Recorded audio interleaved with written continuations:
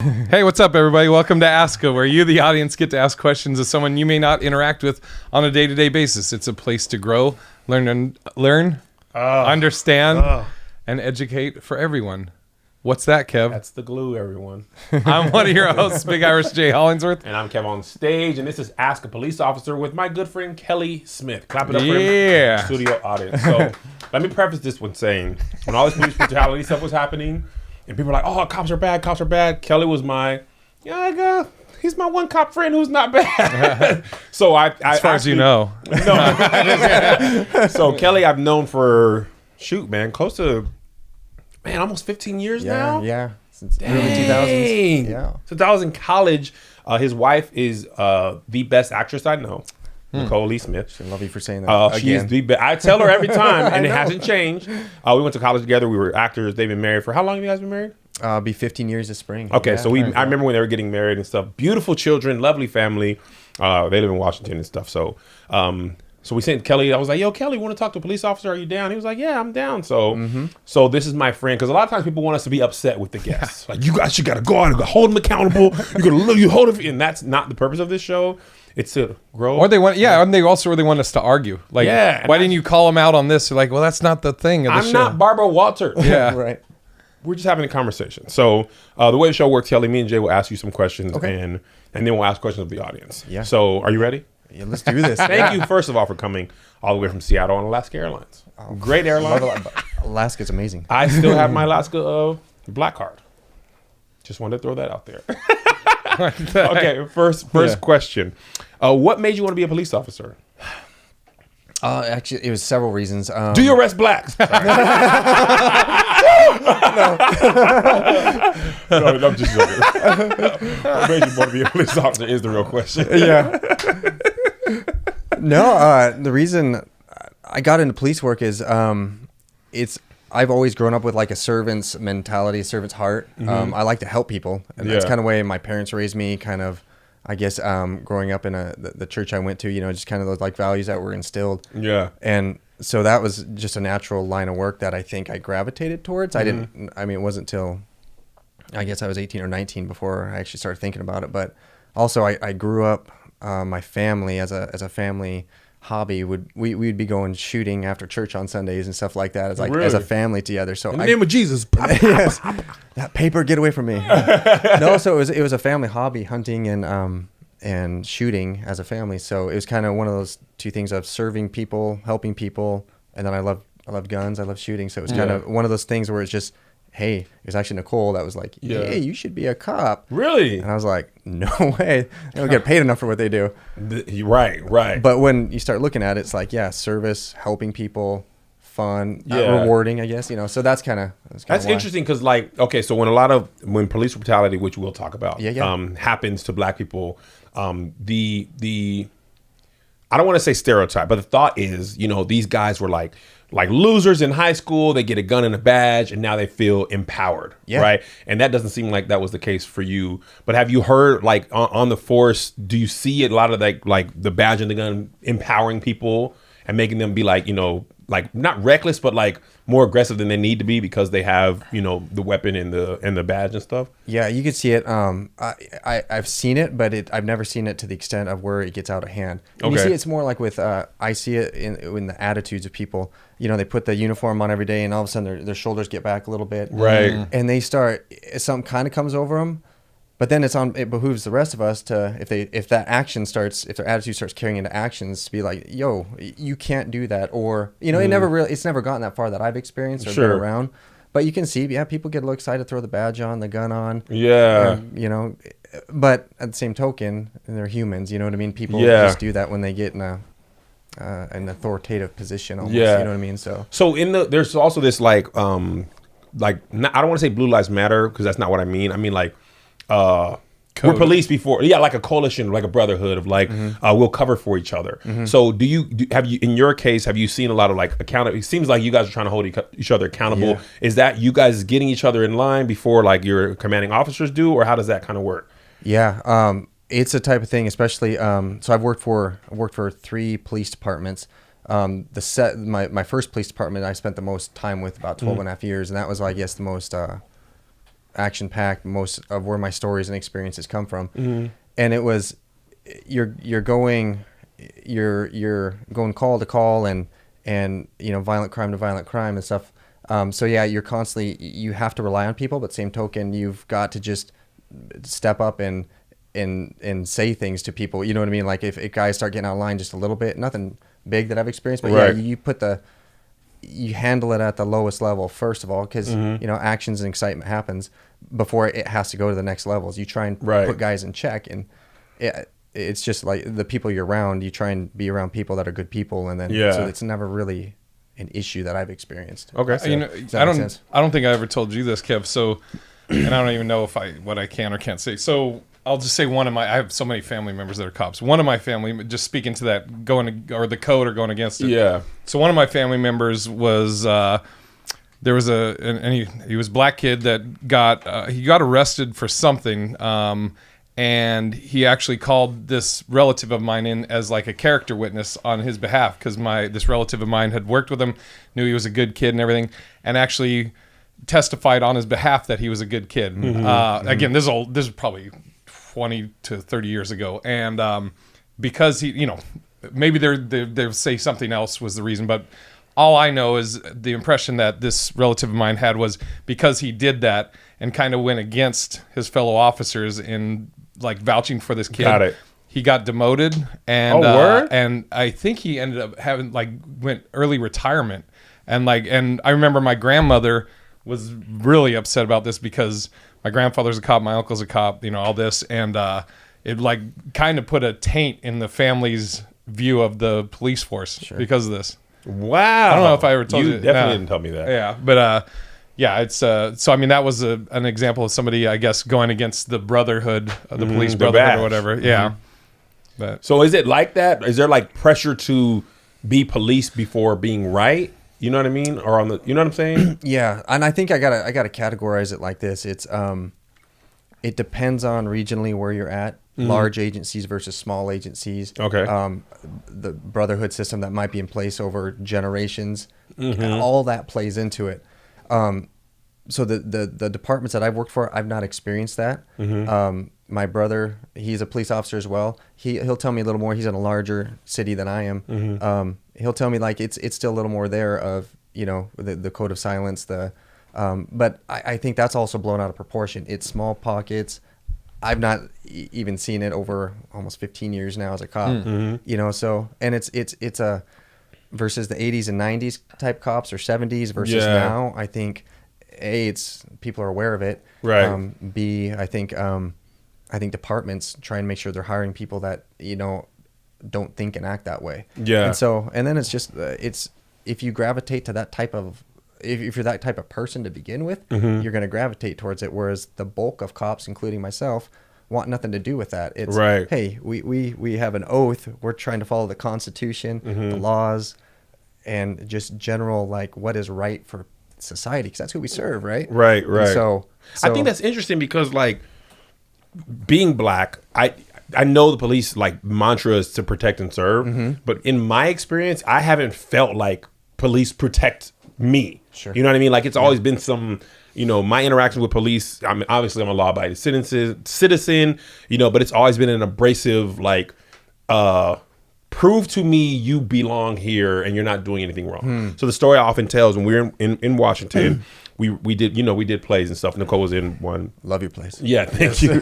So dude who owns this warehouse building owns the whole thing, a really big structure, right? So he let us have rehearsal in one of the basically a real big bay warehouse, right? So it's maybe 10 o'clock at night. We finish rehearsal. The door is up, so you can see the lights are on. You can see a play in there, and we're inside the fence, just chopping it up. We had a long day. We're just police officer pulls up, flashes the lights, what are you guys doing here? And we're like, hey man, we're just we just had play rehearsal. He's like, are you supposed to be here? And we're like, again, we're this is where we're inside the gate, our cars are running, you know what I mean? We're pointing there. So he's like, you guys have any paperwork proving you have to be here? And we're like, no, I mean, we have the keys to the building. We can show you this, locks the door. But the approach was prove you should be here, as opposed to, are you guys okay? You need any help? You know what I mean? And that's kind of been my case for the most part. Now I can't sit here and lie and say every interaction with police has been negative, because I've been pulled over by cops all the time, and almost always rightfully so. Texting, you know what I mean? Like, I don't feel like I've been targeted every time, and I can't even say that every interaction has been bad because I'm black, but I have had, I'd say, more bad interactions with police because I'm black than the average person. You know what I mean? It's been a lot of time. Even when I was a kid, like on a military base, we were just walking home from the bowling alley. Military police pull us over, like, what are you guys doing out here? And this is like 8:30. And my friends are like all riled up. And I'm like, yo, chill. Like, we're just walking home. Like, we had like, you know, receipts in our pockets. Or like, here, you know, officer, whatever. But it's always kind of been like the prove that you should belong here. So my question, the reason I say all that is, when you're a police officer, I don't want to say people target black people, but do you, like, what are they looking for? So they're always asking, like, what are you doing here? Like, are you looking for like, what is the thing that triggers them to stop and ask questions? What's the and will they activity? ask the same questions of white kids? Yeah. And then part two would be that. Yeah. So let me try and catch me if I'm not answering your question correctly. Or, Sure. Because sometimes I ramble. So Okay. So what we look for is behaviors. It's a lot of times, like, say for instance the warehouse that you were at. You know, a lot of times most businesses, most complexes are shut down in the evening, right? So the red flag would just be, hey, there's people in a fenced in area. Yeah. So got it. Okay. I never thought about that. What I did like that you said is he asked you guys first. You know, it wasn't like, or correct me if I'm wrong, but yeah. Well, he asked with it felt like an assumption that we shouldn't be there. Oh, okay. But he did ask. Okay. But it was like, you know, like, people can be abrasive off the jump. It wasn't like, hey, good evening, how are you guys? It was like, woo, what are y'all doing out here? Yes. It was like that. Like, the first interaction was kind of like, well, hold on, fam. Like, we didn't even see you coming. And we literally had like suits on. You know what I mean? Like, looking sharp, looking good. Yeah, in Tacoma, like, bro, we're not doing anything. You know what I mean? Because the play we had, you know, it was a dress rehearsal. But anyway, so it was like very abrasive to start out. And then I think that's what puts people on the defense, is how you are approached, you know, very like abrasively. Yeah. Then I'm like, what do you mean? What am I doing? It's like that type of thing. So it's interesting you say that, because in a similar situation, I guess it's the art of communicating with people. And I guess myself and a lot of guys I work with, we give the assumption that, hey, it's legitimate reason until proven the otherwise. That's how my mentality and my mindset is. Because it would be like, okay, the art of communicating that initial conversation with somebody is going to set the tempo on how the contact is going to go. Yeah. So even if, let's say, I'm scared to death as a police officer coming in that situation, not your situation, but just any context, I can put them at ease and make myself at ease on how I initially start the interaction off. You know, I can be abrasive, I can be demanding, or I could be like, hey guys, what's going on today? You know what I mean? Just see, even that tone that you just gave, I can still be like present of everything that's going on, and even if I'm shaking in my boots, like I'm a duck on top of water. You know what I mean? Calm and collect, and my feet are paddling like crazy. Yeah. But I think that's what for myself I've discovered, like, that if I can put people at ease right away, that we're just talking like normal people, it changes the outcome of many contexts. Got it. So it's an art. I think it's a lot of people struggle with it. A lot of cops who aren't personable, but yes, and so that's what we're looking for, is something out of the ordinary, but then being able to, I guess, communicate reason why we're there, what we're doing, hearing and listening. So were you guys driving around patrolling? Are you looking for things that look unusual, out of the ordinary? Yes. Okay, that's the red flag. And I can honestly say, us being, I didn't think about this. Us being in basically an industrial area, 10 o'clock at night. Is unusual, right? You know what I mean? Like, maybe if it's 3 o'clock in the afternoon, that's a totally different, you know, thing, right? Yep. But, you know, being black, I'm just assuming because the way the guy pulled up on me, like, man, what you mean? Like, I'm here because I want to be. Yeah. And I'm never, like, I see white people talk to the police any type of way. I never feel like the freedom to do that, because I feel like that doesn't end well, you know, for people like me, straight up.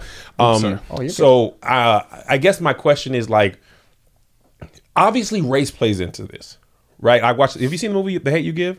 No, I have not. Okay, really good movie. And Common, he's a black police officer in this movie, and the girl's asking him, like, how do you handle this, and blah blah blah. And he was saying, like, you know, it's hard, you don't understand, we got to make split second decisions. Our life's in danger, we don't know. You kind of almost have to assume the person is the worst, you know, regardless. But then the character in the movie was like, he admits that, you know, if it's a black person, sometimes I react this way, different than a white person, right? So do you guys have training on that type of stuff? Yes. Or like, what does that take us through how that training works? So we have, I mean, we are constantly, like I spent the last couple days or day in training. We have every month, there's different blocks of training that we go through all the time, like constantly on, you know, race or relationships, being sensitive to whatever the political buttons are of the time. I mean, it's ongoing, how all sorts of medical training, let alone patrol training, skills training with weapons, constant. Like So this is just it's never ending training. Like yeah. I can hundreds of hours a year. I probably log on training. Really? Uh-huh. And this is every year for the year you've been on the force? Yes, and that's the majority of cops, especially where I come from in Washington, kind of on the I-5 corridor. It is, they're very big into training, and I guess I feel I'm biased, but I believe the training kind of on the West Coast is a lot better than a lot of states in the nation. Okay. You know what I mean? And so I appreciate that, and I think it's good. So sorry, I'm rambling. Question specifically? No, I was asking, do you guys have like, obviously there's racial biases in your media or whatever. So I was asking if you had like training on how to like, I think it's called race-based training, to like identify your biases and not try to react based on the subject's race. You know what I mean? Try to react evenly across, you know, every situation. Yeah. Not like specifically that type of training, but like, I guess like diversity training and cultural training, depending on what cultures are in your jurisdiction and so forth.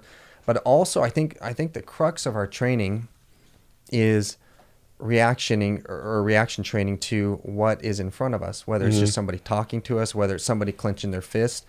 And it's almost to the fact of we're so into reading body language and stuff that we and what the person's saying, it's almost like it doesn't really matter what race or color skin it is, because it's when we get called to a scene, or if we're contacting someone out on a highway or something, it's all body language and behaviors.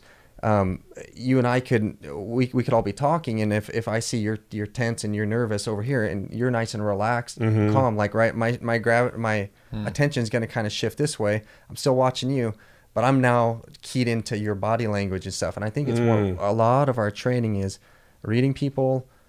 What is the situation we're going to? What do we have? And it's almost like it, to me, it does not matter really who you are, because it's all about the situation and then what you're presenting me, because we react to 99% of things, you know, and so depending on what we have in front of us is depending on, you know, how we're gonna act in that situation. Yeah, no. Am I answering your question? No. Okay. That makes a lot of sense. Go ahead. I just on training, like I don't know if it was I heard it from my uncle or if I maybe saw it on TV or something, but it just the like a thing with police officers, the thought in the head of that, like on a basic traffic stop, anything could be somebody gonna kill you. Like you go to you as a cop, you pull somebody over because they're speeding, but they literally that could be your last moment. They could kill you. Yes. And I'm wondering if that is something that's like repeated or said in training or drilled in training, because I would think if it is, then that almost automatically puts you at a high alert. Yeah. You know, on the defense. Yeah. Oh, absolutely. Really? No doubt, 100%. And here's why. Because there's saying action beats reaction, right? You can always act faster than I can react to you. So on a traffic stop, for instance, doesn't matter who you are, I do my traffic stops the same way every time. And it's because I've developed what I think is the safest way to approach a car, see in the car, see where hands are, right? Hands are the most dangerous thing to a cop and just anybody in general.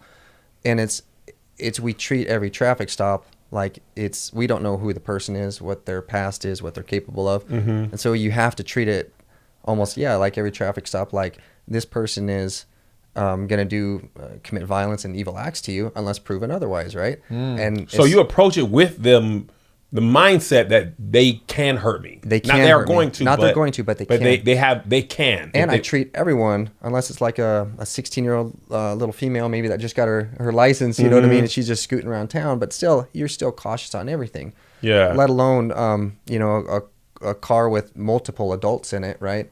And you're just cautious. I'm not paranoid or like scared that it's gonna happen, but I'm just prepared and ready, and we develop systems on doing things as safe as we so can. walk us through that that think I had a good because you said question. you have. I'm sorry.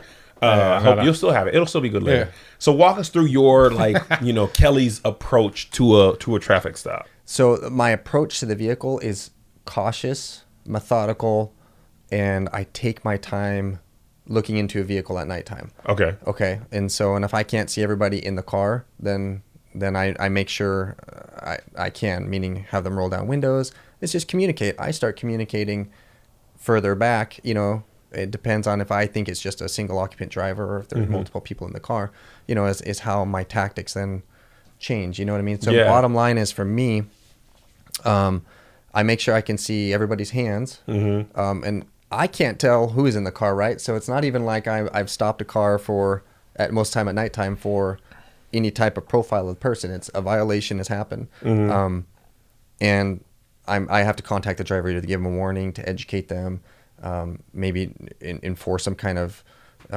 traffic citation if the behavior is needing of it. Yeah.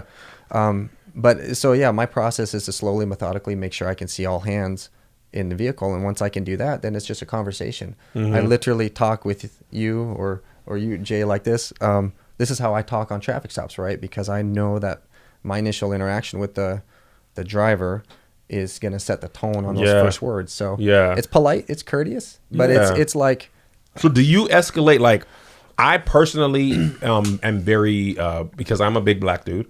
When I interact with police, I'm very, I try to make myself as small as possible. Yeah. Not like meek or weak, but not aggressive, like, hello officer, whatever. Like, I don't want to risk it. So in your history, if the person reacts that way, does it usually keep you that way? And if they're aggressive, do you end up like responding more aggressively than you normally would if they're like more abrasive? Yeah. So what I do know is calm is contagious, right? And so if you start out calm, then that's easy for me to be calm. Right. If you start amping up or getting ramped up, I'm still going to try and maintain calmness, even though in my heart inside I might be getting ramped up. But I have to try and maintain a lower level of calmness as best as I can. And then I go through procedures of, depending on what the situation is, I might need to get more officers to come to my location to assist, or I just work through the problem. But staying calm is the key, right? You be calm, then I'm super calm, right? If I'm calm, then you're gonna be super calm, right? So it's like I've gotten out of a lot of tickets just being like, yes sir, no sir, whatever. That's like the best way to get out of a ticket. So I have trying to pay. It's.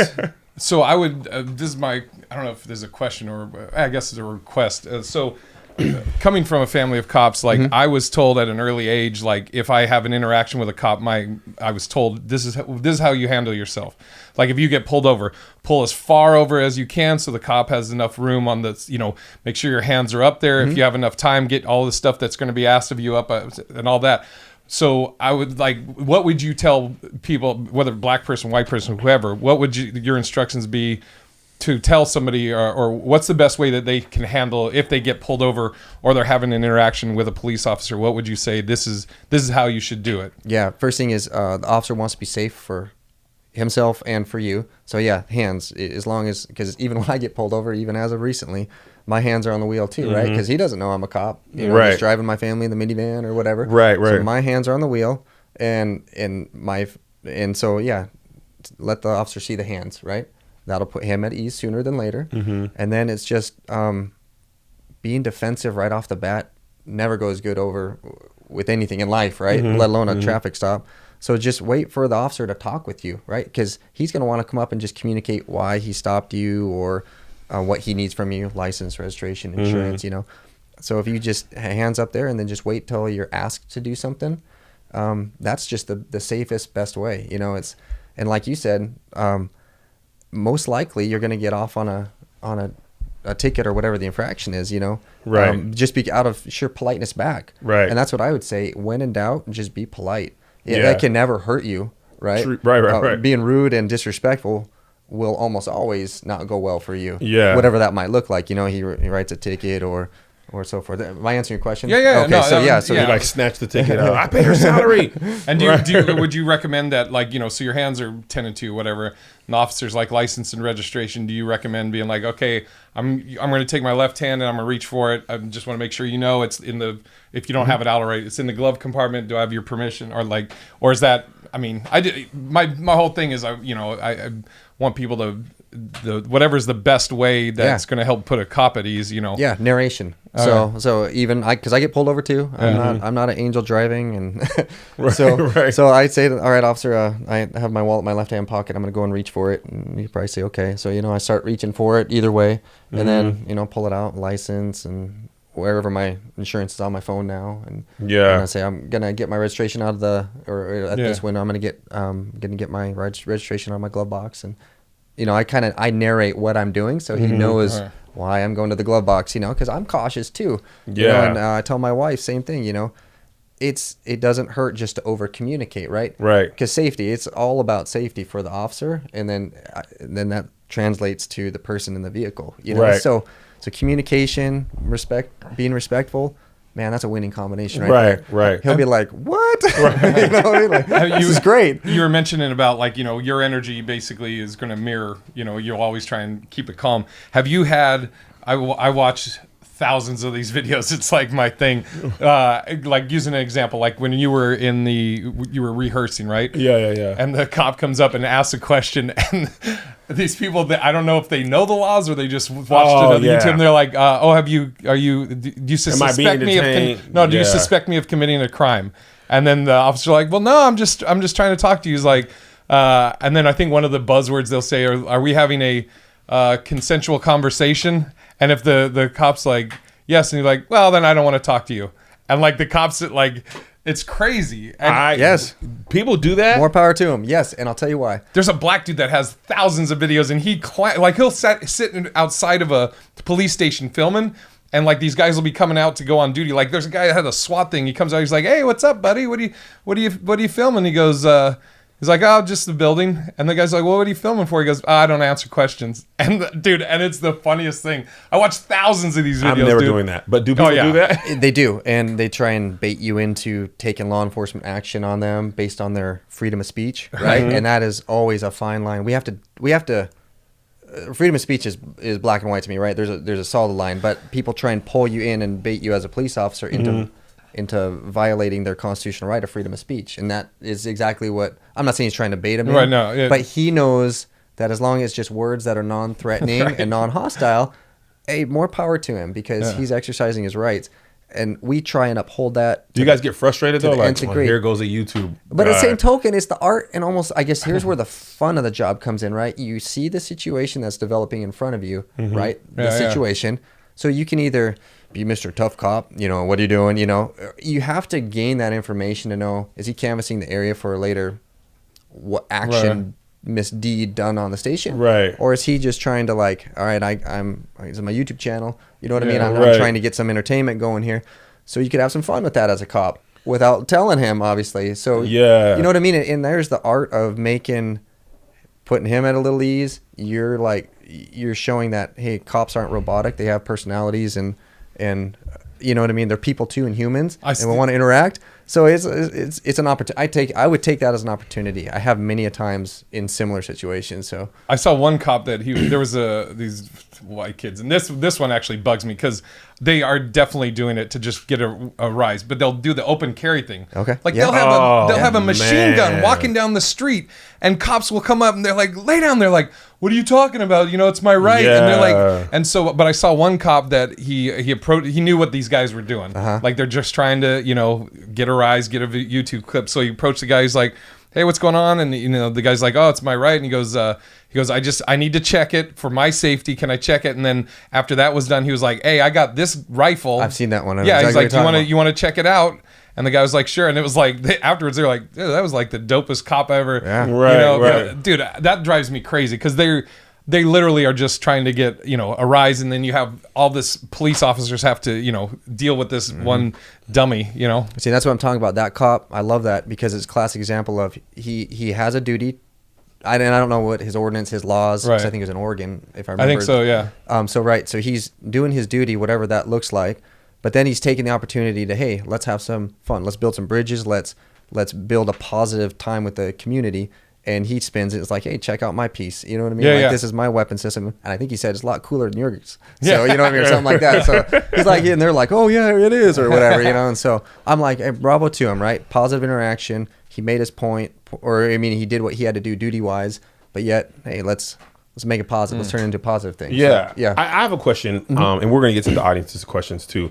So I feel like over the last, let's say 10 or 12 years, racial tensions with the police have been more heightened. I'd say like starting kind of with Trayvon Martin, which wasn't a police interaction, Right. but Mike Brown was, Mike right? Brown, yep. Do you feel like on your side of the fence, people have been more hostile with you, people of color specifically, since those things have happened, or more scared of you?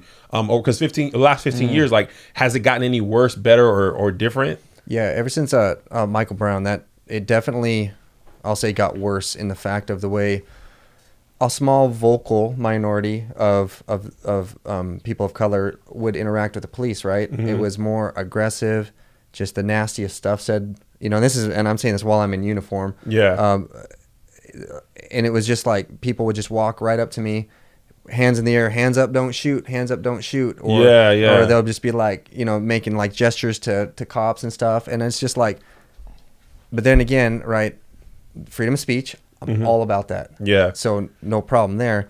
And it's having a thick enough skin to be like, it's the uniform that they're either protesting, angry against, or something like that, you know, or it could be me. I don't think so. But, Right. But so, yeah, so I would say since that time, it definitely for a lot of years, it was a little more tense, no doubt. Right. And my coworkers and people I work with, they noticed it too. I mean, it was, but there were a lot of people that would go out of their way to either yell, threaten, or just, you know, be outright rude and disrespectful to police officers, no doubt. Yeah. Has that calmed down any in the last couple of years? Because that was maybe, I actually don't remember how many years ago, but it's been a while. I think if I remember right, I think the Michael Brown was around 13 or 14. I was about to say, I think 14 maybe, 20 or 13 or 14, yeah. Yeah, I'd say in the last couple of years, it has definitely decreased dramatically. One of the things, this is actually an audience question, and Mike Brown thing kind of brought it up. So my thing is, as a non-police person, I always thought, especially with the Mike Brown thing, like, why do police shoot to kill? You know, and actually Big Irish J told me, like, when we were talking about this, actually in one of these things, one of the first things we talk about. But I'm like, my thought is like, why don't you shoot somebody in the leg? Yeah. Like, if you want to stop them. Sure. So are you? This is actually the question. Are you taught to shoot to kill? And well, I'll ask that. The next one says, do you believe that guns should always be drawn first? But are you trained to shoot to kill or shoot for mass? I think is what Jay said, for like mass areas in the chest or something like that. So what is your training when a person is like you think they're going to commit violence on you or in the act of committing violence? Okay. So this is a great question because it's so relevant, right? So we're taught to stop the threat, never taught to kill. Like there's not one time, like I said, I've been an officer this is my 15th year now. I've been to many shooting classes, shooting schools, training at the basic police academy from day one. Not one time it's ever said we're using our guns to try and kill somebody. Okay. Right. Our handguns and our long rifles are life-saving tools, right? They're mechanisms to save a life. So depending on whose life is in peril or being taken at the time, they come out and they are stopping the threat. Okay. Right? Because there's some threats that can only be stopped with a handgun or a rifle. And so we are taught to shoot at the center of available mass. So whatever the biggest part of the person is, because it's the most likely to hit the person, to stop their actions, right? We're reacting to their actions to stop them. So it's never, I'm pulling this out to kill you.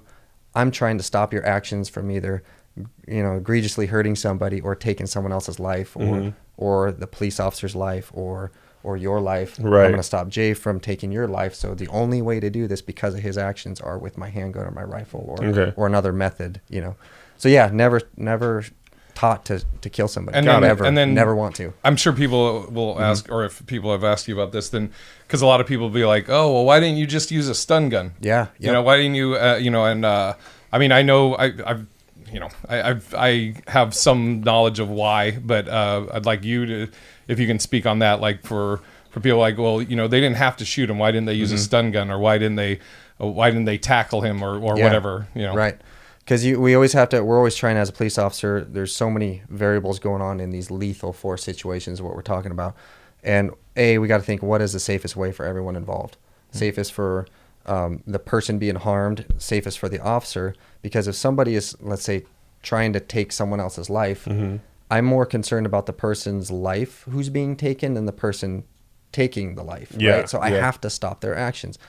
So if it's with a knife or a gun or something or other egregious tool or method, right?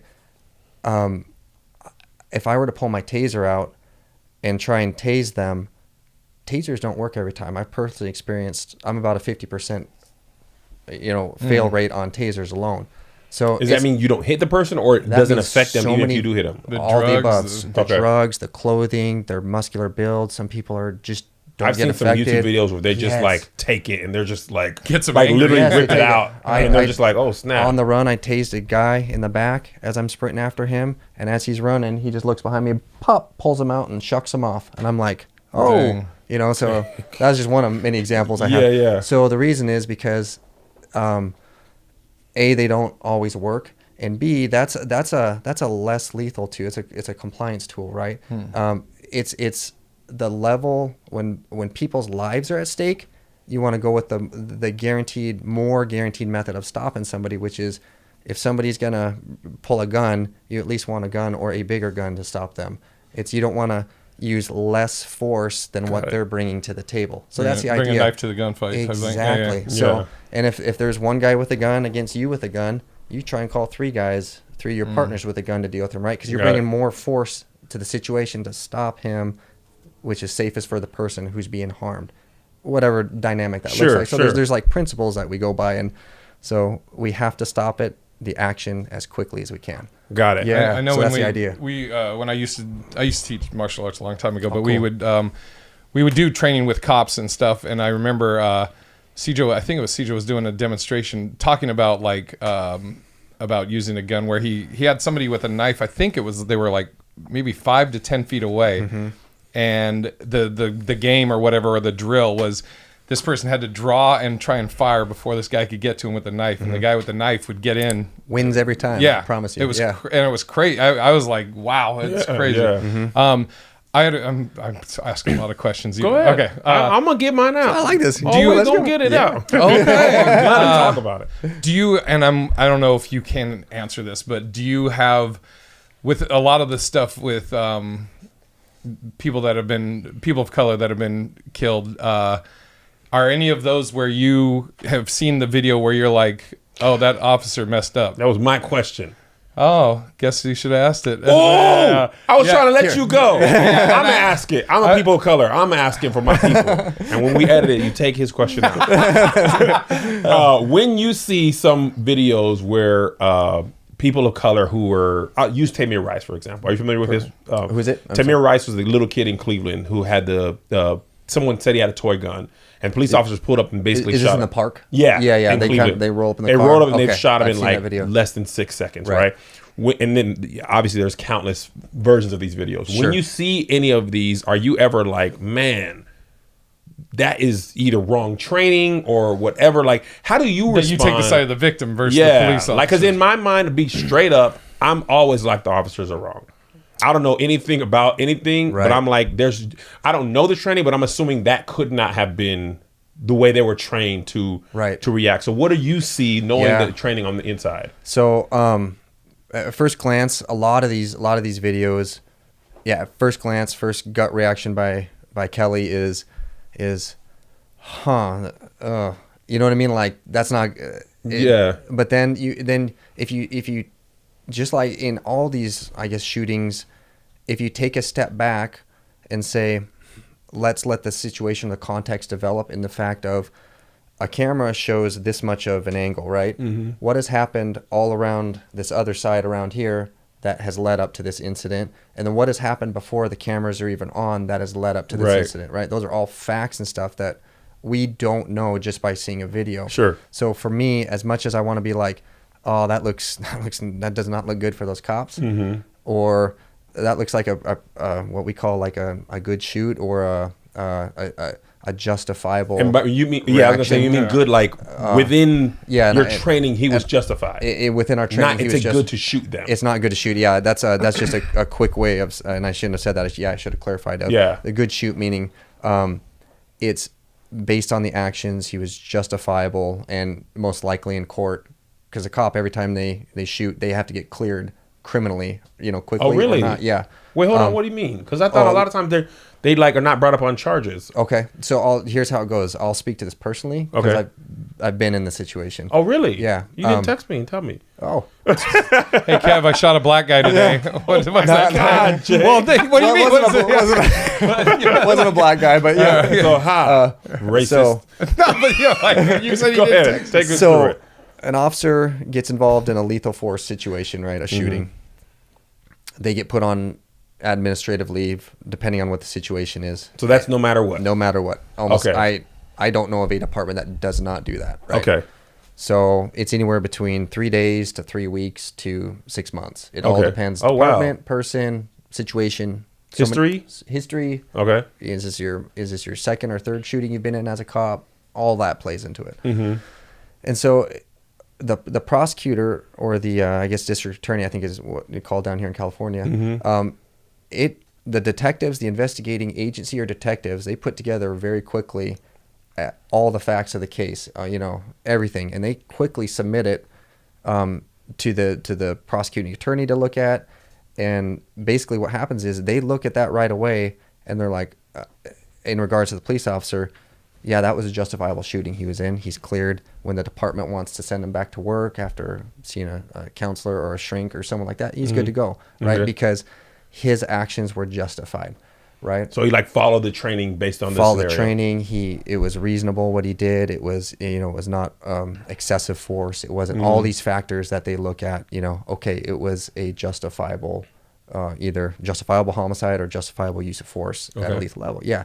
So that happens right away. Okay. And I don't know of any areas or cities, jurisdictions, or departments that don't do it that way. Okay. Every time a cop pulls a trigger on duty, in the line of duty, it gets looked at and scrutinized. Okay. And so and then it doesn't matter even what the whole situation was, because there could be a whole criminal prosecution for the suspect if he lives or dies. But the cop immediately gets scrutinized, looked at, and basically it's like justifiable or not right away for that officer. Yeah. Because I think the thing that, because obviously I know you're a police officer and we have a good relationship, but that doesn't mean I'm like, every police officer is great. You know what I mean? Like as a black person, I remember I was telling Jay on this episode, like there was like a summer when it was like, felt like every week a black dude, and I think Philando Castile, the guy who got shot on Facebook Live, was like the breaking point for me. Like I was in Washington actually. I had a show and I rented a car. I was on my way from my hotel after this show in the middle of the day, and I just bust out crying because I was just like, dude, like it felt like there's nothing you can do. Right. Like you could, the black people do things right. It was like dude was getting shot in Walmart with a toy gun, and like Walter Scott was running away. It was like all these things happened. Like the dude in New Orleans whose name maybe Eric Garland. But anyway, all these things, and like Sandra Bland with the police officer. It was just like, man, it was like a whirlwind type of thing. So I'm wondering, like, as a police officer, when you see these things on your side, are you just like, dude, we are like, because obviously people always say this, there's good cops and bad cops. And like I said at the very beginning of this episode, I used you as an example of like, I know at least you're my one black friend. You know what I mean? Like this dude is a great father. You know what I mean? Like, great police officer. I know you're not out here just like being, because a lot of times black people, we like, these people have to be like blatantly racist to like, there's no way to understand how quickly you could act on somebody like that. So I completely lost my train of thought. I got a question I could throw in if you don't. Throw it in, because I was just. Well, it just goes along with that. I mean, so there's all those ones that you mentioned have been publicized. Do you feel that I guess these questionable shootings, we'll say questionable, however the verdicts have been. Do you feel that there's been more questionable shootings of people of color versus white people, or or is it a thing that, like in your opinion, people that people just don't, because of the news? people just don't know that it's the same or more for white people? Yeah, I think question. Fantastic question. Oh, thank you. fantastic. I don't know if you need to say that. But. We have a How about competition dynamite? on. Dynamite Dynamite's question? Yeah, all of those are good. It's better than fantastic. Dynamite, fantastic. Okay. Hold on. No. Yeah. So good you forgot it. So yeah. So I think how we react as a society. Well, let me get my thought here. I think we can not blow out of proportion, but we could rush to judgment too quickly before we know all the facts in any of these given situations. And I think that's where we all need to take a step back and say, hey, let's put the brakes on. Let's let all the facts come out. I mean, that's in essence what the court system is for, right? For us to step back, let them pass judgment, firsthand witnesses, the jury, the judge, the prosecution, let the process run its course in these situations. And I feel that in numerous situations, we just rush to judgment too quick. Mm. Even if the cop's wrong, we rush to judgment. Even if the cop's right, I think we rush to judgment. For sure. I think that's fair. And I also know that so many officer-involved shootings happen in a month, in a year across our nation, more than we'll ever know. I mean, if we pull up the FBI Uniform Crime Report, we could actually read about all these incidences. But some gain a lot of high publicity. They're very high profile, and I think those are the ones you're speaking to. But also, there's hundreds and hundreds and hundreds that happen in a 3-month time frame that don't and won't ever get any publicity or coverage, and they could be questionable, they could be justifiable, but I think it's tough when definitely if people of color are getting shot and then by police, and then get so much publicity and people rush to judgment, then it's sad. It sounds very sad. It is sad, right? Because ultimately, like, no cop ever wants to shoot anybody or be involved in these. It's not something we ever want to do. So it's sad when this happens. That means, human life is being taken, whether or not it was justifiable or not. It's just sad all around, right? And I wish that if we all just loved each other enough, I wouldn't even need to be a cop there, but it's just, we're humans. Yeah. And so am I answering your question on that? Like, I mean, I remember. Sorry about the rambling. No. Well, also, I you don't have to say this. I know that you have to be very tactful in what you're saying. You make one misstep and they're gonna be like, "Sing right there." No. And so I appreciate you coming on and taking these questions. So I guess, do you feel that there is more prevalency of people of color having questionable shootings versus white, or do you think it's all about the same, but we just don't know about the white, I guess, victims as much? Yeah, I think I think it's more of, we don't know about a lot of the shootings that happen, and depending on what the situation was, with the person of color or something like that, I think it could get blown out of proportion, or it could just not even be a big deal to people, or gain any coverage, I guess. So yeah, no, I feel like I'm not trying to skate. I feel like I'm not answering the question.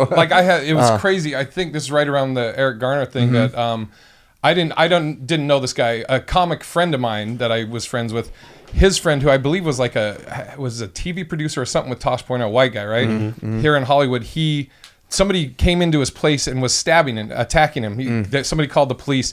He ran out of the house bloody, screaming, and he was the guy that got stabbed, and the cops shot him because they just didn't know. He just came out, but there was nothing on the news about it. Right. Like nobody. Really? Oh yeah, he was killed, and my buddy was posting all about it, and I was like, shit, I never even heard about this. But that's kind of what brought up my next question. Like, obviously, the most egregious of anything hits the news, right? And that's police, just everything. Yes. Like the worst stories hit the news. So, how much of your job, like in the 15 years, like how much of it is like that? Like, I don't want to use the word heinous, but like, obviously a day-to-day thing, you probably don't have a shooting on any given day. You know what I mean? Your day-to-day, shift or whatever is probably, non-eventful. Right. So how much of your like 15-year history has you even had this many like interactions? You can say it's a good question. It was a great question. Dang it. I'm like, dang it, Kevin. That's a good question.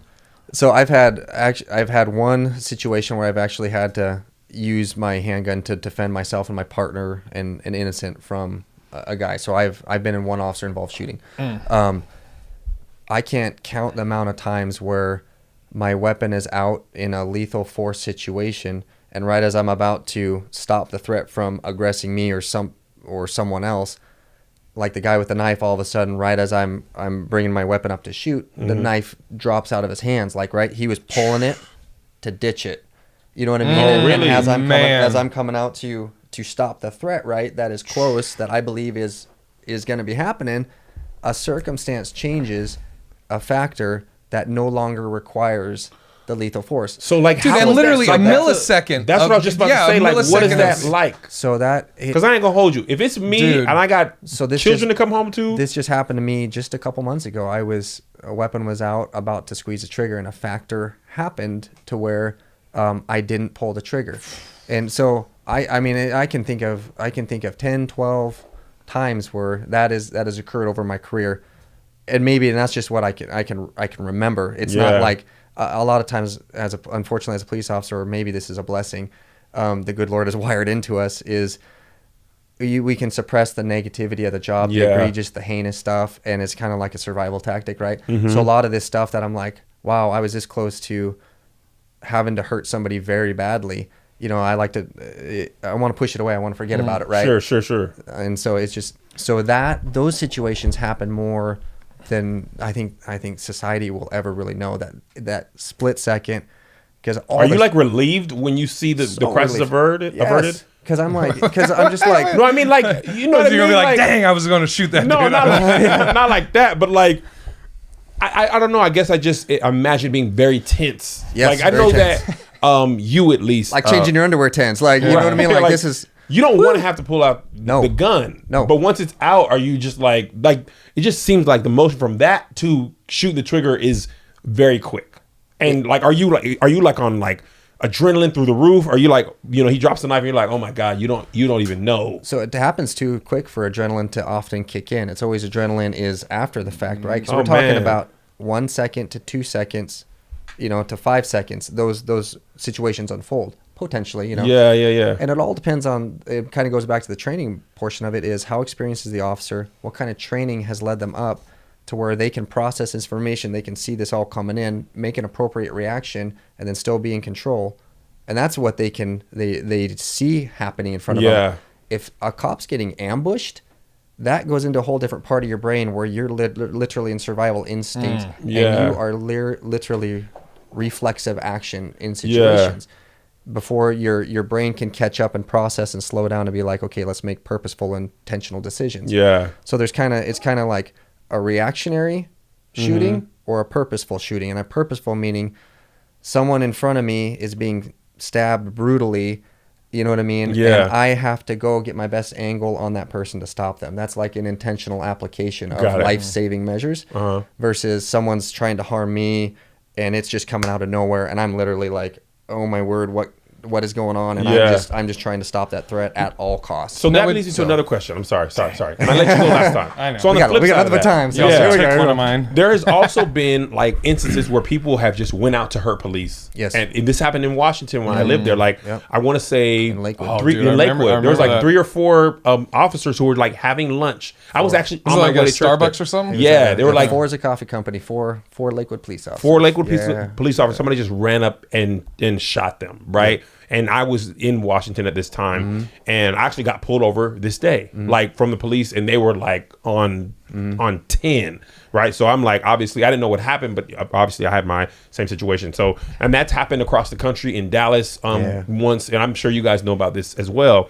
So on the same side of like the race thing for me, are you on like, like, I guess the basic way to answer it is, how do you and other officers respond to things like that? Does it put you on more alert, or like what is that like to know that people who were innocent, especially in Washington. Like, you lived in Washington at this time. Yeah. They're innocent, just doing their job or just having a cup of coffee, and somebody just shot to kill them because they're a police officer.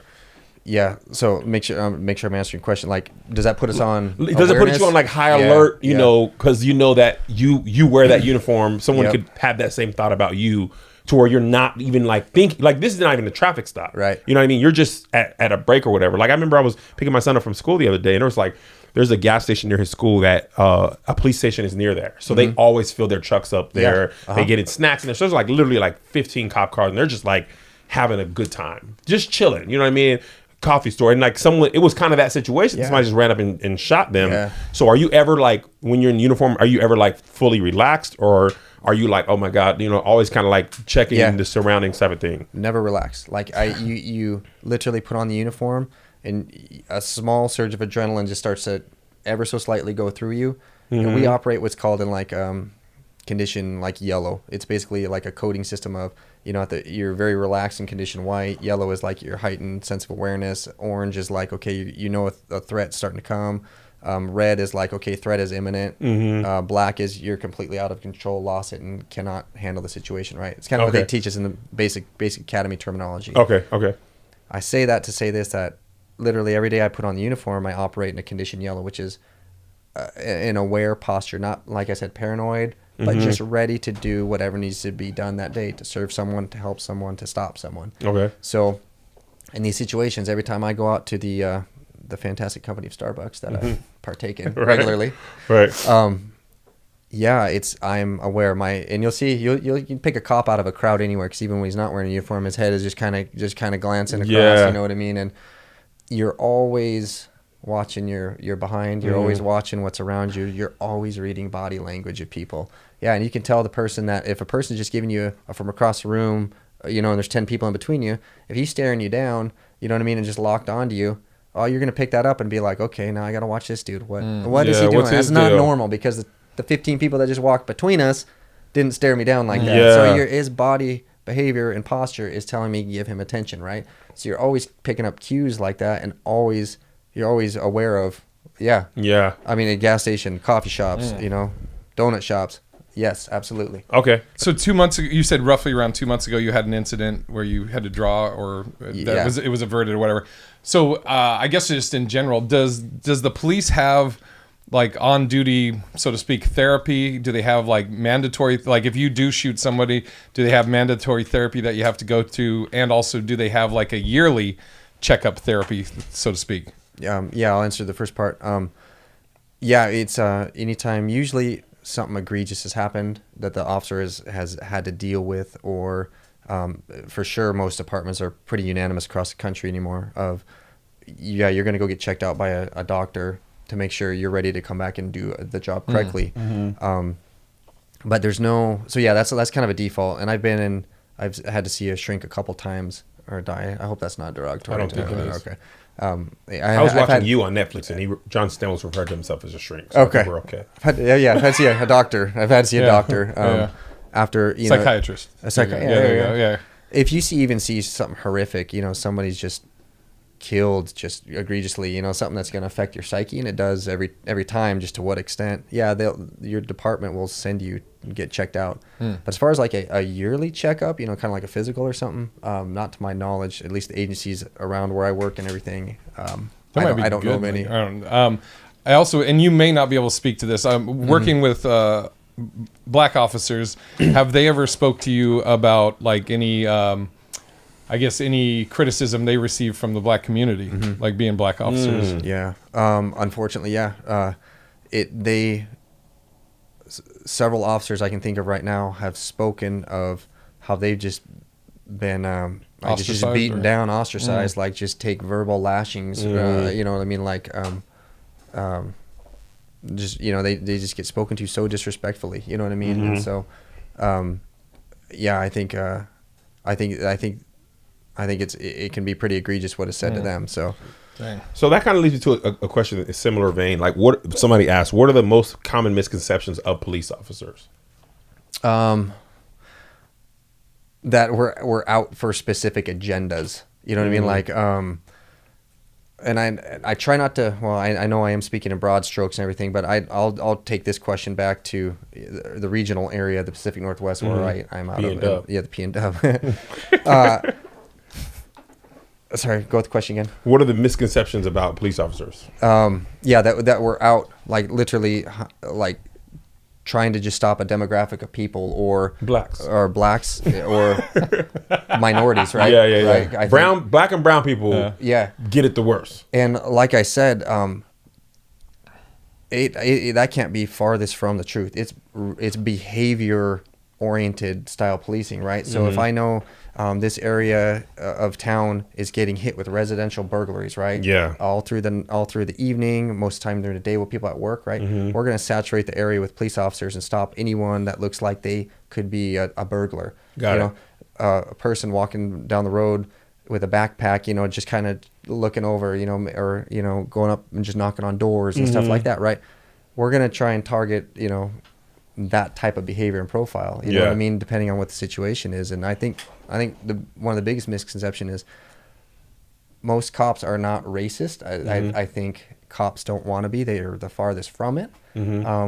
But there's, unfortunately, in every profession, there's exceptions to the rule that give a bad name to the profession. And on that, interesting. What take your time. Well, no, because we never like our thing is never to be like, oh, gotcha or anything. But it's interesting you said that you think cops are the furthest thing from being racist. Right. What makes you think that or say that? Well, the departments I worked for there's almost every demographic of officer that works for it, right? So if anyone in that department was indeed a true racist, you know what I mean, they couldn't even be able to sit across or be in a patrol car together with someone else, you know what I mean? Oh, got it. And so, but like I said, I'm speaking back in my region, my area. It's like the people that I'm around, the people I've worked with over the last decade and a half. I mean, it's like we literally want to help in situations like.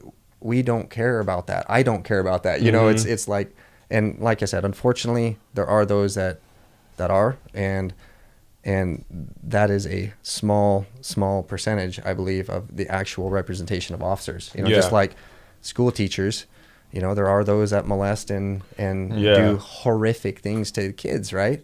But that does not mean every school teacher is that way. You know what I mean? Right. Unfortunately, the high profile cases give a bad name to teachers, you know what I mean? And it's like to judge them and lump them all in one group is a bummer, you know what I mean? And that's I guess the best way I can say it like that. And when you're saying like we're not up to sorry, I got so many questions. It's fine. I mean, mine are fantastic questions. When you were saying that we're not out for any type of demographic or out to get people. Do officers have quotas? Whether it's speeding tickets or, collars or whatever you want to say. Do they have any type of quotas? No. Or in your department, I guess? No. Really? No, definitely not.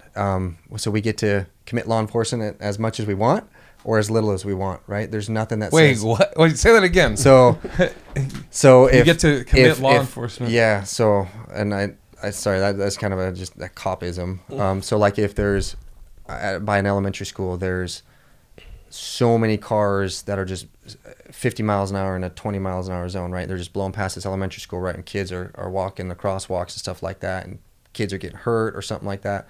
Then we have the opportunity to go do an emphasized enforcement of that area to start correcting the behaviors of all these drivers that are putting these kids at risk. So in that token, it's like, hey guys, for the next month, go out here and work this area, educate if needed, enforce if needed, meaning tickets and citations. Go out and solve this problem, right? So we get to commit like these infractions, or we get to go out and work this area as much as we want that we feel are needed out there. So almost But it's not him saying you need to get 200 tickets. No, absolutely not. Okay. No. So are some officers like, this guy's known for like being not like hard, but he's almost always going to give you a ticket, and these guys are like, they don't really get that many tickets. Do people have reputations for that? Yeah, absolutely. And here's why. Like a motor officer, a guy on a motorcycle, like his job is traffic enforcement. They never give you a break. No. If I get pulled over a motorcycle, My cop, wife's gotten tickets. It's for a them. ticket. Grandma's getting tickets. There's some guys that are known to. They'll even give their mom a ticket. You know what I mean? Right. Like, but Motorcycle cops ain't playing. because it's I got almost yelled like. at, oh, dude, I was going across the West Seattle Bridge, and for those that don't know, West Seattle Bridge it's like a long bridge, and motorcycle cop puts his lights on. In my mind, again, I was going back to there's there's no nowhere to pull over. yeah. So I'm like, okay, I'll go down. I'll take the first exit, and first place I can pull over, I do it. Man, I caught a did not agree verbal with that. lash, and he was like, "When those lights go on, you pull over." I was like, "I was trying to help you, man." no shoulder Yeah, here. dude, Right. exactly, dude. I That got actually the, makes sense. So if you're a motorcycle traffic cop, that is That's your job. thing. And yes, So ain't nobody getting no break. And if he's consistent with everybody he comes into contact with, then nobody can say he was picking on them. Yeah. And that's Yeah. why they establish that reputation because, well, it's my job to write tickets for the safety of the community. So I'm going to treat everyone the same, even if it's your grandma, your mom, doesn't matter what skin color you are, anything. He's consistent. No one can say he's picking on anyone. So Right. that's often why Makes a why lot those of guys are just like, it's all or nothing. They ain't you trying know? to hear none of that. Yeah, I've heard it all before. Yeah. Take it up with the judge. Yep. Yep. So what's your thoughts on Black Lives Matter?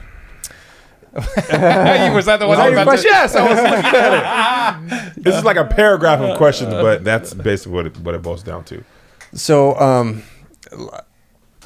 I understand why. I mean, I can't completely understand because I'm not black, but I get why they are do you mean protesting and what's I'm that? I'm messing with you.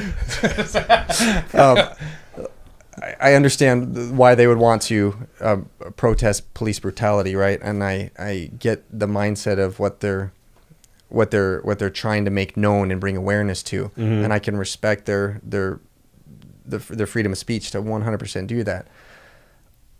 What I don't care for is how the negativity and the threats and the I guess the wanting to hurt police officers that I feel come out of that, right? And I think that's the biggest thing is I don't ever want to see a cop ever mistreat anybody ever, Right. and I know Black Lives Matter feels like that is the crux of what they're protesting, is police brutality.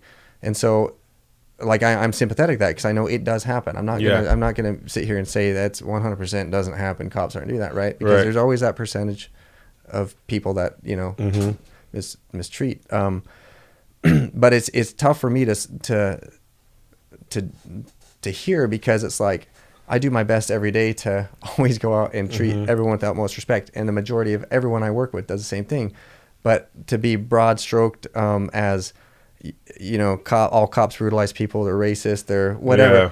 That's the negativity and the threats to harm cops, the wanting to harm cops in retaliation for this. It's like that's just tough for me. I mean, it's not right. You know what I mean? Have you had anything happen to you, like at I don't even know if this happened in Seattle, like Black Lives Matter rally, or is it just like, you know what I mean? Like, has it been a direct result of Black Lives Matter event, or just like after a heightened racial incident with a police officer, Black people are more hostile? Yeah, I think so. I know of try and the agencies and the department I work with is not in Seattle specific, but I know a lot of protests happen in Seattle, right? Because that's kind of the Downtown hub, Seattle the for hub, sure. right? So Yeah.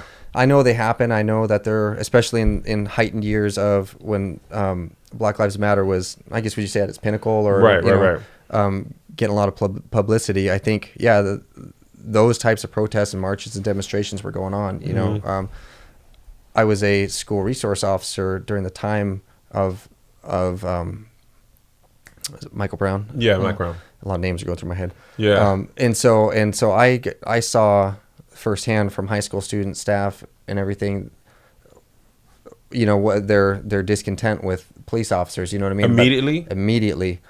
I mean, I would have 18-year-old kids walking up to me in groups. You know what I mean? Just walking right past me and their hands up, don't shoot. Yeah, and I'm like, I was just high-fiving you a few minutes ago, or like a month ago. You know what I mean? And I was hollering at your game. You know what I mean? Yeah. And we dunked on that dude, and that was amazing.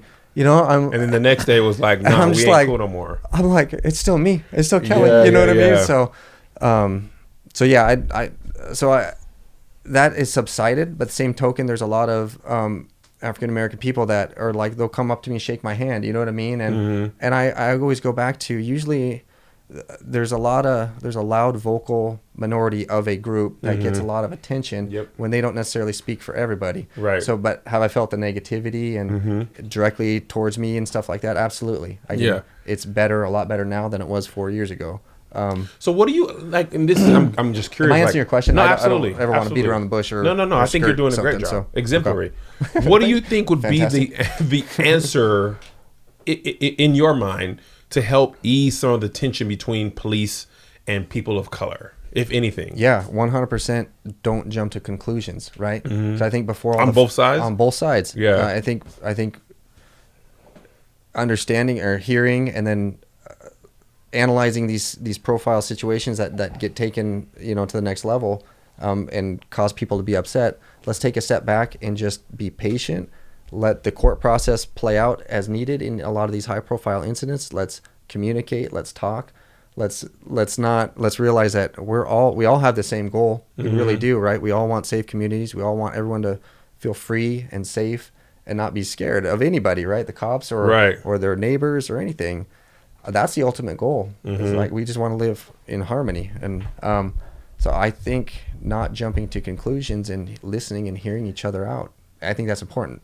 Using words and communicating, it's not actions. I don't believe so. One Did thing I answer your question? Yeah. One thing I thought was interesting, the example you were giving about you at Starbucks, and if some guy is staring at you and for like a long period of time, then now they're going to have your attention, right? And then I think of, black people that have a problem with officers are probably going to be like looking at you with disdain. So they're going to stare at you, and then that triggers you. And so it's like that circle that, it's like, now you're just stuck in this, like, okay, well, now we're both in like this stare down. And it's almost like, counterproductive. Right. The thing. One of the questions I had is, have you ever had to report a bad cop? Can I segue? Can I make a comment on that last? Yeah. So I think it comes back to it's on the officer. I think in those situations, if you can, that dude across from Starbucks that's staring at you, or those the African Americans or something that are staring you down. I think it's like, why not take that opportunity to, hey, just go up, break the ice, right? I'm big into that. Talk to that guy in Starbucks. Hey, my man, what's going on?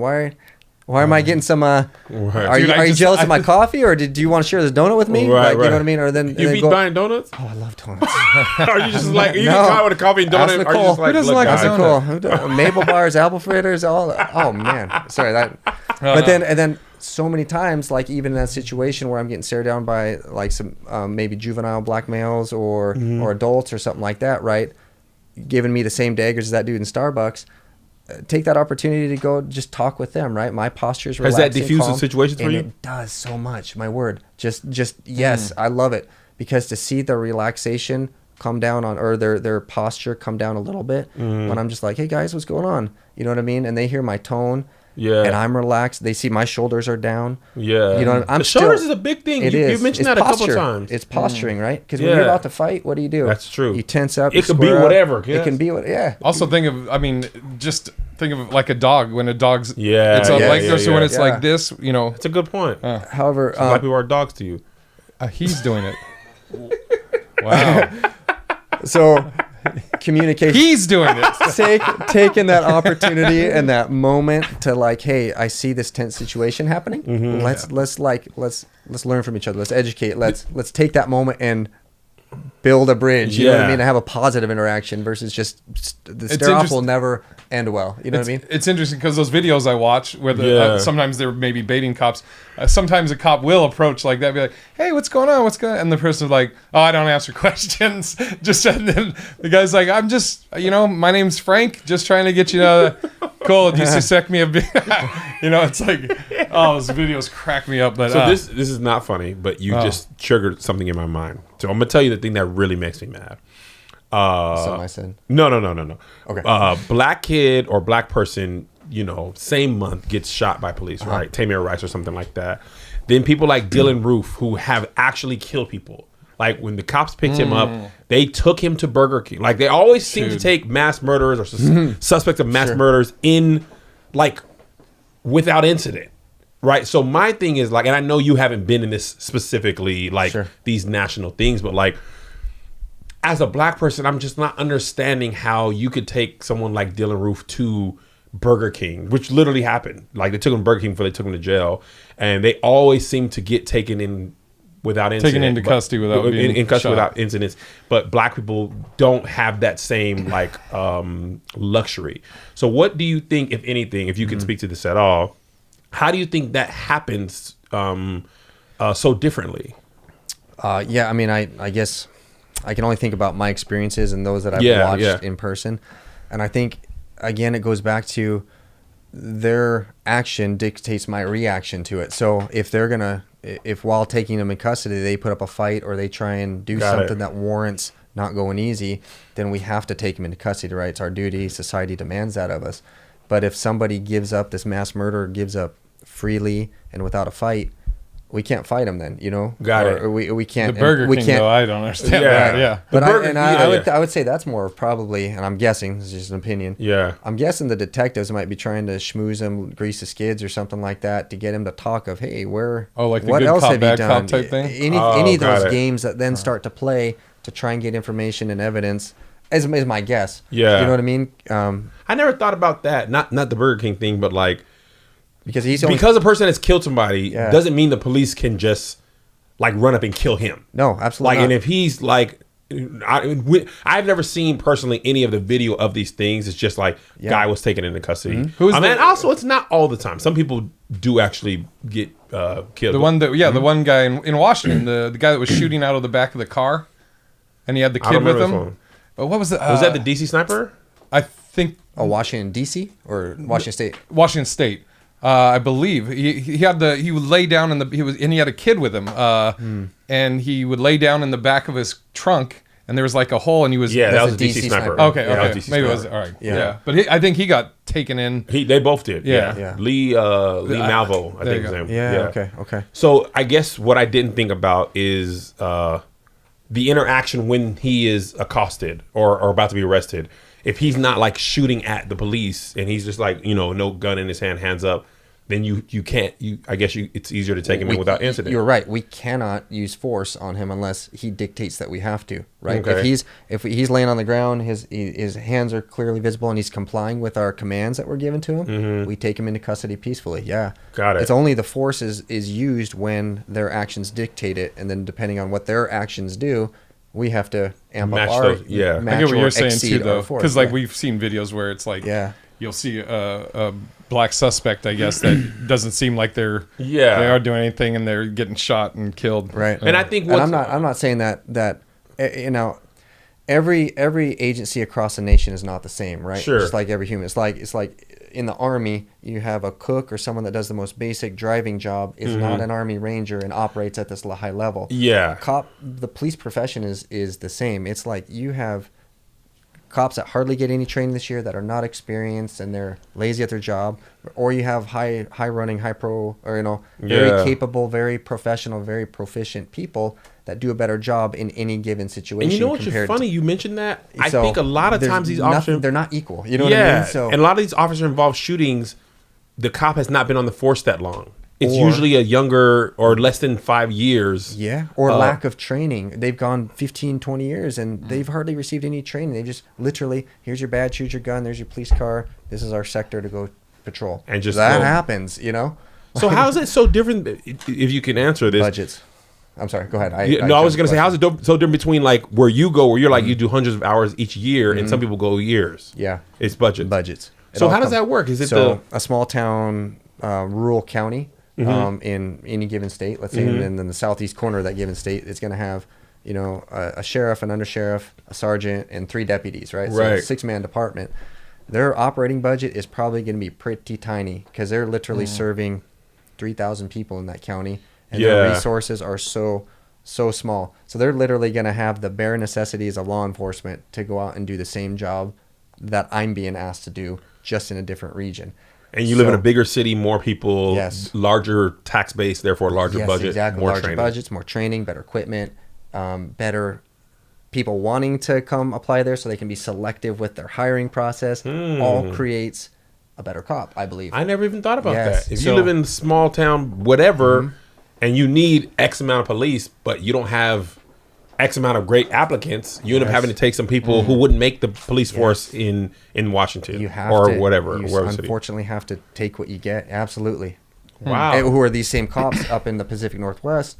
They might not even land a job up there because of, I don't know, their past or, you know, just their habits.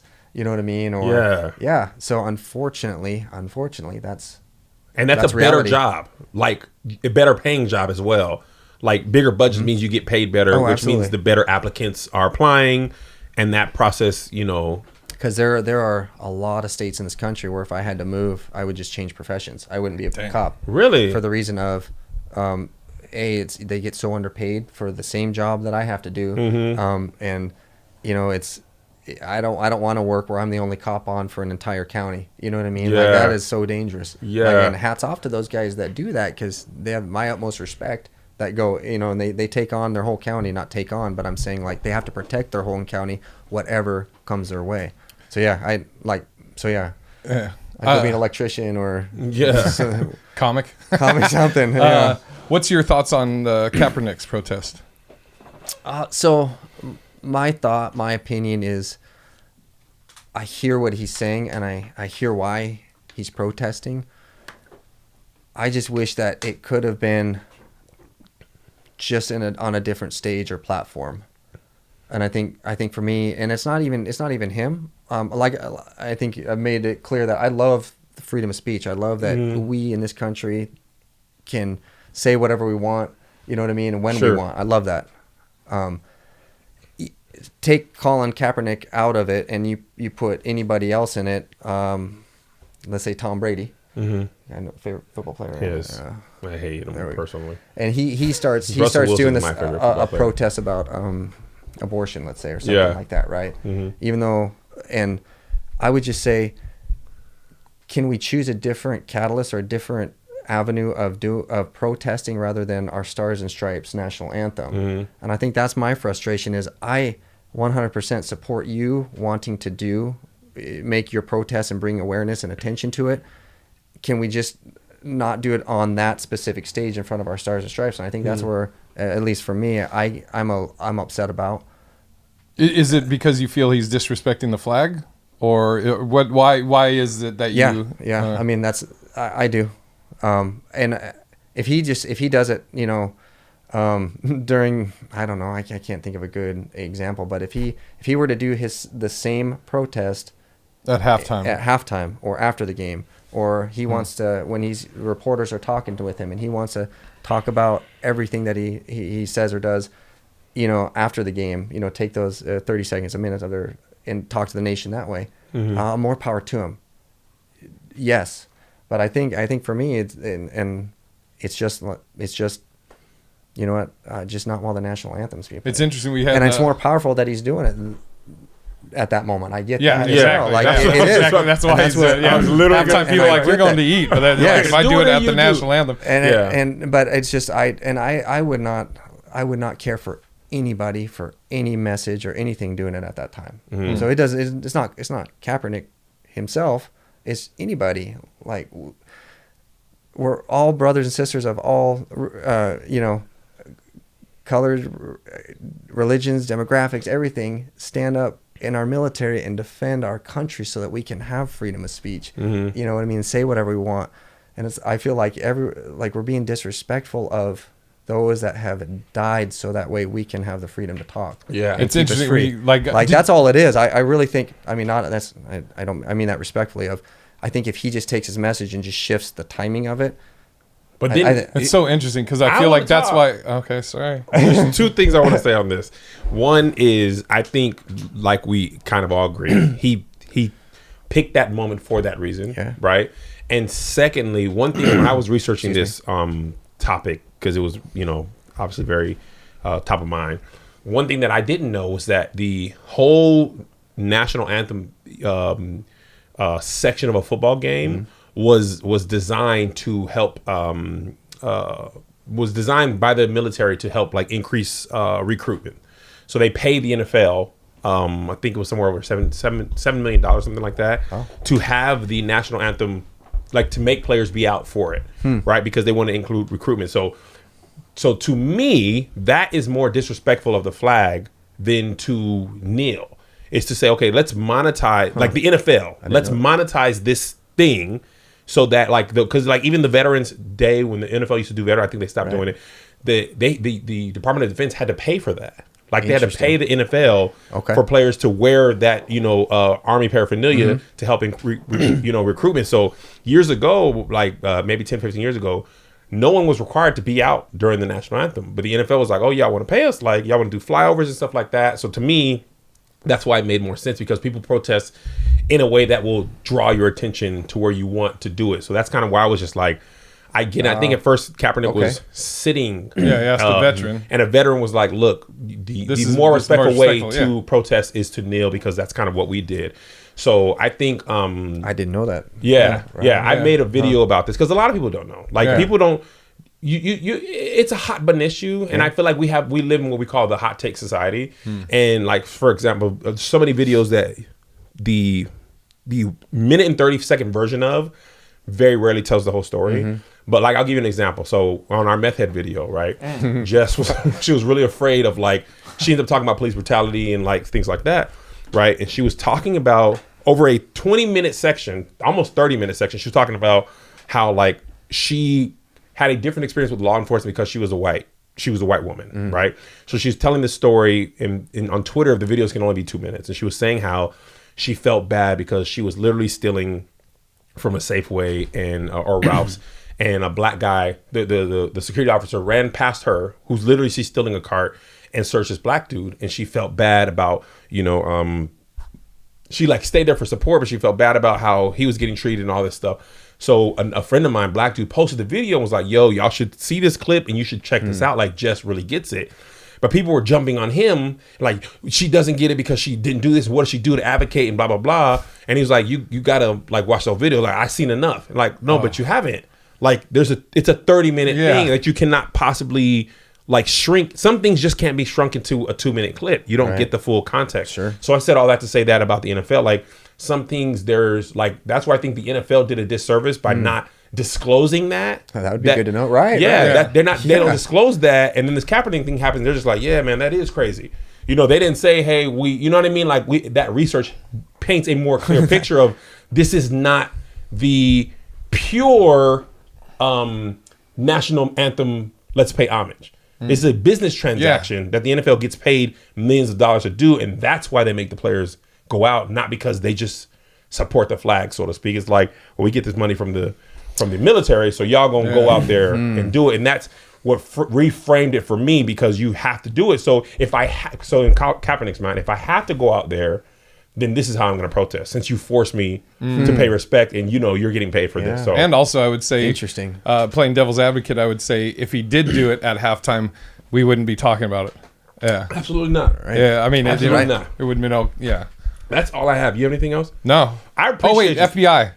Oh, I didn't get that question. That's why I didn't ask one of the questions was, I didn't get I think they're talking about, like, in movies and everything. You always see that the local cops hate the FBI. So do cops hate the FBI? No. Okay. No, that's definitely a Hollywoodism, I guess, because we have to work. Their roles are, large scale macro stuff. They do large scale investigations, terrorism investigations, interstate investigations. They do a lot that a local municipality or local county can't do or doesn't want to have the resources. And do they have even crazier resources than you have? Yeah. Oh yeah. They're large, right? They're a huge agency. They're hugely funded. We need them because they do more than we'll ever know. Yeah. Right. And be public about. But we need them. They have different jurisdictions than a lot of like just state cops do. Right. And so they have different operating rules and procedures and stuff. But yeah, they're just as crucial for the defense of our country internally and externally. It's like a jurisdictional thing. Yeah. So do they ever come and like outrank you, like FBI here? No. They're always pushing people around in movies. So like, shut up, right. Local police. No. They just flip their badge out. Yeah. They never even see get it. Out of here. One of those Get back 3 to the letters. perimeter and guard the perimeter.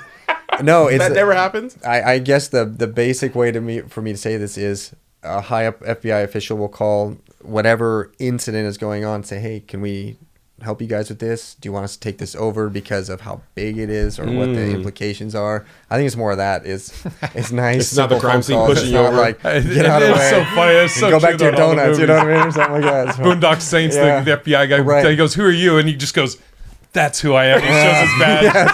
So stupid. no. That's all I got. That's all I got. Well, this was great. Thank Yeah, you so thank much, you for Kelly. that. This has been Ask a Police Officer with So Kelly glad. Smith. He's been Big Irish J. Oh, do you have Yeah. any social media to plug? Usually this is like follow me here, but I don't know if that's not. I stay low profile. I'm Yeah. off social media. The missus does all It that took me for us. forever to find you. I was like, I had to scroll back. I was like, I know he's alive, but Yes. like. Yep. So anyway, he's been Kelly Smith. He's been Big Irish J. I've been Kev on Stage. Thank you guys for watching. Rate, review. Rate, review. 5 stars or don't or nothing, cause I'll fire on you. But thank you. We'll see you next time. Alrighty.